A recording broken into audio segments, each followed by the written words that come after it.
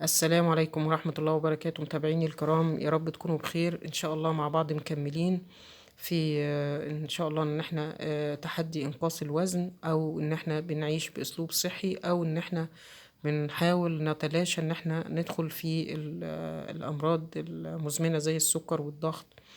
إن شاء الله مكملين مع بعض. كلمت الفيديو اللي فات عن إزاي تتحكمي في الشهية.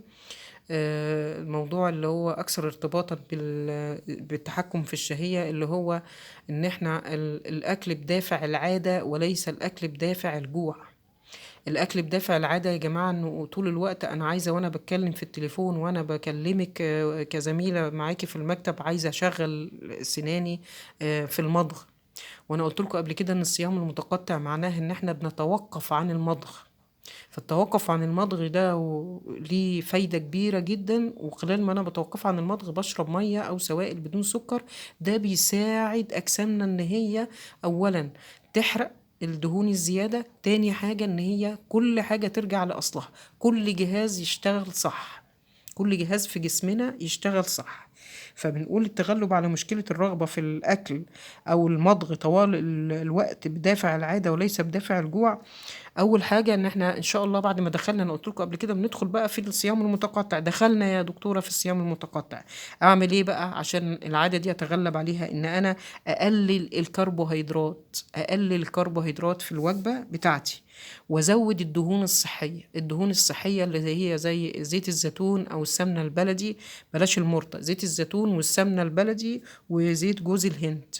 بقلل الدهون، يعني مثلا حطيت طبق جبنة قريش أزود زيت الزيتون شوية، لأن زيادة الدهون الصحية في الوجبة بتخليني ما عنديش رغبة في إن أنا عايزة أشغل سناني، أو ما بتشعرنيش بالجوع. تالت حاجة يا جماعة إن أنا ما أكلش في وقت متأخر. يعني عملت الصيام المتقطع، يبقى هقلل الكربوهيدرات، هزود الدهون الصحية لتحفيز الجسم على الصيام. مش هاكل في وقت متأخر، لأن الأكل في وقت متأخر بيشغل الجسم عن إنه يفقد. فالجسم لو أنت كلت متأخر بيشغل نفسه بإن هو عايز يخزن. انما لما انت بتاكلي مثلا اخر وجبه ليكي الساعه 7 وبتنامي الساعه 10، فده بيخلي جسمك طول الوقت هو شغال عايز يحرق وعايز يظبط نفسه، سواء هرمونات او سواء انه بيحرق دهون متخزنه في الجسم.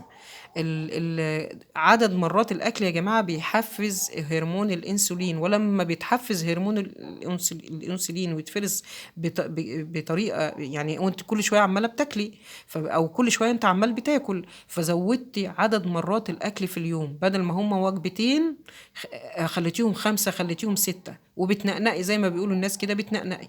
فبيزيد هرمون الانسولين، فبالتالي مش هتعرفي تتغلبي على ان انت بتشعري بالجوع، مش هتحرقي.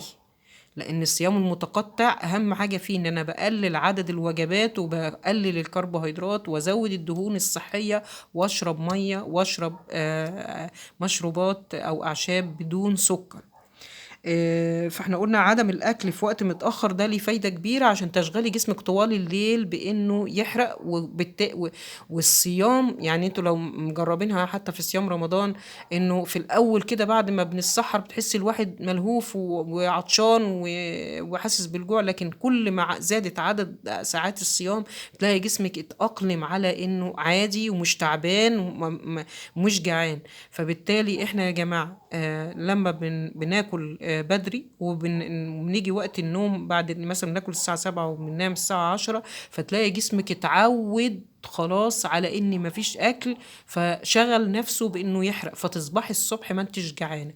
لان كل ما بناكل متاخر كل ما بنصحى جعانين، لان الجسم شاغل نفسه بالتخزين، ما اديتهوش فتره يفكر يقول انا دلوقتي خدت وعايز احرق. انت شغلاه طول الوقت بالاخدان، ان هو عايز ياخد. فالنوم يا جماعة، الأكل متأخر وبعد كده بتنامي، ده بيلخبط الجسم.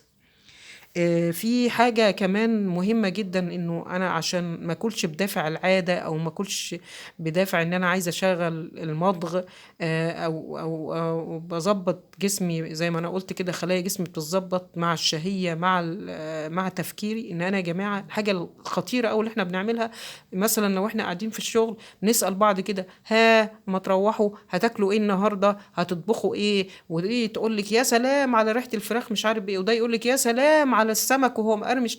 فده يا جماعة خاصة وانتي داخلة بقى في نظام عايزة تنزلي وزنك، ده بيلخبط افكارك، وبالتالي بيأثر على الشهية، وبالتالي بيخلي الجسم يرتبك، فانتي خلاياكي بتنادي عايزة الاكل اللي هم حكوا عليه، عايزة الريحة، تشم الريحة اللي هم حكوا عليها، عايز يحس بالطعم اللي هم حكوا عليه.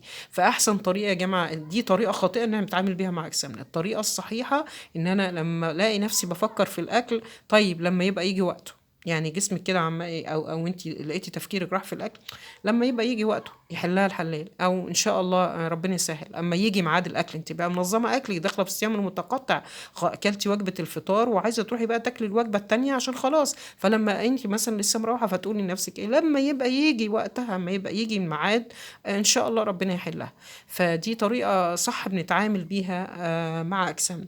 يا رب ان شاء الله مكملين ان احنا نتحكم في الشهية، ونغير البرمجة الخاطئة في ان انا باكل بدافع العادة وليس بدافع الجوع.